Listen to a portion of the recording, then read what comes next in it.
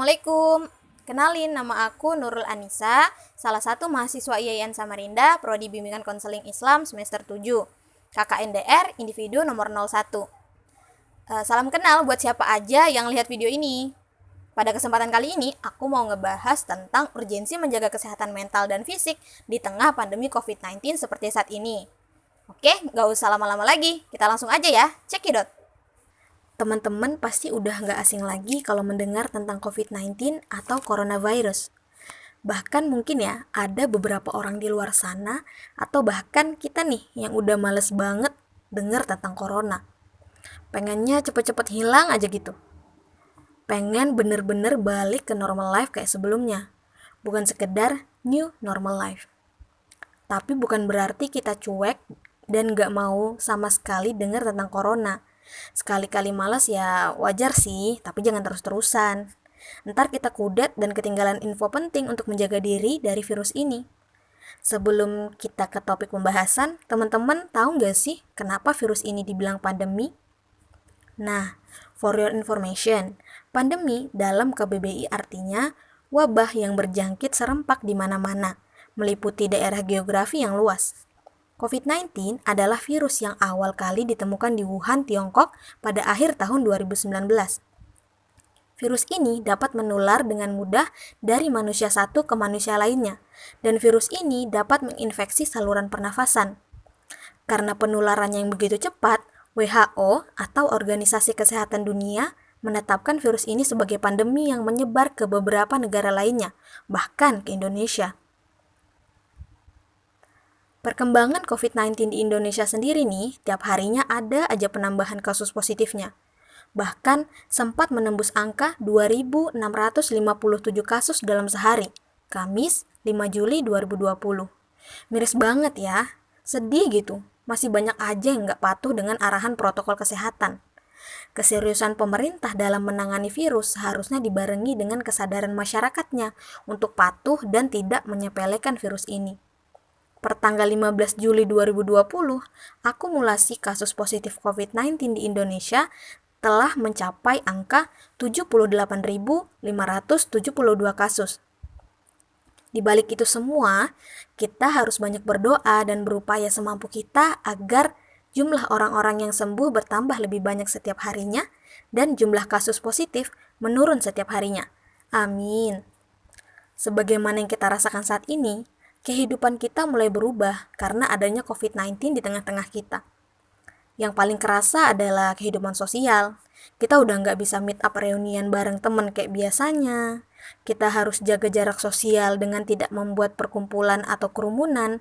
Kita juga harus jaga jarak fisik minimal 1,5 sampai 2 meter antar satu dengan lainnya. Ya, social distancing and physical distancing.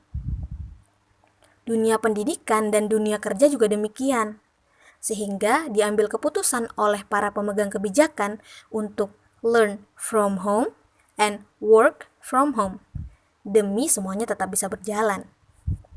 Walau raga tak dipertemukan, stay at home agar tetap aman, dan aktivitas daring jadi pilihan.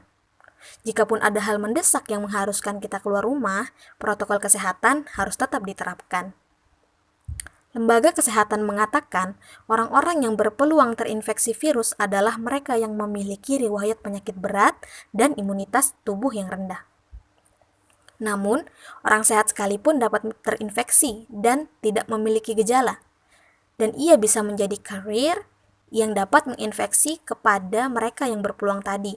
Maka dari itu, menerapkan tatanan kehidupan yang baru adalah salah satu solusi untuk memutus mata rantai persebaran COVID-19. Oleh karena itu, amat penting bagi kita untuk senantiasa menjaga kesehatan, agar imunitas tubuh tidak rendah dan agar tidak mudah terinfeksi virus dengan cara menjaga pola hidup sehat, salah satunya adalah dengan berolahraga. Berolahraga dapat membuat tubuh kita lebih sehat, di samping dengan memakan makanan yang sehat pula, dengan komposisi yang seimbang dan waktu makan yang tepat. Di tengah pandemi seperti ini, banyak orang yang merasa kesulitan untuk tetap bisa berolahraga. Misalnya, tempat-tempat yang sering mereka gunakan untuk olahraga ditutup sementara waktu selama pandemi. Dan kondisi ini pun menuntut mereka untuk tetap di rumah. Seharusnya tetap berada di rumah bukan menjadi alasan bagi kita untuk tidak berolahraga. Walaupun dengan berbagai keterbatasan, kita tetap bisa berolahraga dengan melakukan workout from home. Tetap sehat dan bugar walaupun di rumah aja. Sehingga kita tidak mudah terserang penyakit maupun terinfeksi virus lainnya, terutama di masa pandemi COVID-19. Hal ini amat penting untuk tetap dijaga. Menurunnya imunitas tubuh tidak hanya karena tidak menjaga pola hidup sehat, tetapi juga karena seringnya seseorang mengalami stres. Oleh karena itu, menjaga kesehatan psikis atau jiwa adalah hal yang penting pula. Setiap orang perlu menjaga kesehatan mental untuk menghindari keluhan fisik yang muncul akibat stres.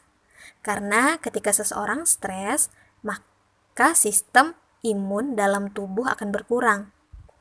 Ini akan menyebabkan tubuh mudah terserang penyakit. Beberapa gangguan mental yang kerap timbul belakangan ini misalnya mudah terbawa emosi, stres, cemas berlebihan, depresi, dan sebagainya. Kecemasan dan gangguan mental ini kemudian akan menimbulkan ketidakseimbangan di otak, yang pada akhirnya timbul menjadi gangguan psikis, atau disebut juga psikosomatik. Ketika seseorang mengalami gejala psikosomatik, maka ia bisa merasakan gejala seperti penyakit COVID-19, yakni merasa demam, pusing, atau sakit tenggorokan, padahal suhu tubuhnya normal. WHO telah memberikan panduan bagi kita untuk tetap menjaga kesehatan mental di tengah pandemi. Di antaranya adalah yang pertama, cobalah berempati dengan yang lain, terutama pada mereka yang terdampak COVID-19. Yang kedua, cobalah untuk mengurangi stigma negatif terhadap pasien COVID-19. Yang ketiga, batasi diri dari paparan berita dan media sosial, karena membaca atau melihat banyak berita menyedihkan dan menakutkan seputar COVID-19 akan membuat kita semakin putus asa, stres, bahkan depresi. Yang keempat, lindungi diri dan keluargamu. Cobalah untuk menaati protokol kesehatan agar kita dan keluarga tetap terlindungi dari paparan virus COVID-19. Yang kelima, berikan dukungan kepada tenaga medis karena mereka lah yang telah menjadi garda terdepan dalam penanganan COVID-19. Terakhir, saling mendukung antar sesama. Adapun beberapa kegiatan positif yang dapat kita lakukan di rumah, diantaranya adalah lakukanlah hal-hal yang kamu sukai. Bacalah berita-berita positif, cobalah melakukan hal-hal baru selama di rumah, dan tetap terhubung dengan orang lain walaupun sedang di rumah aja. Jadi, amat penting bagi kita untuk menjaga kesehatan fisik dan mental. Bukan hanya di saat pandemi, tetapi di setiap saat agar kita dapat menjalani sehari-hari kita dengan tubuh dan jiwa yang sehat. Serta agar kita semakin semangat beribadah dan menjadi muslim yang Allah cintai. Sebagaimana Rasulullah SAW bersabda, yang artinya, mukmin yang kuat lebih baik dan lebih dicintai Allah daripada mukmin yang lemah. Hadis riwayat Bukhari. Rasulullah SAW bersabda, ada dua nikmat yang banyak membuat manusia tertipu, yaitu nikmat sehat dan nikmat waktu luang. Hadis riwayat Bukhari. Semoga video ini bermanfaat. Saya harap teman-teman bisa like, komen, dan share agar video ini menjadi lebih bermanfaat. Terima kasih. Wassalamualaikum warahmatullahi wabarakatuh.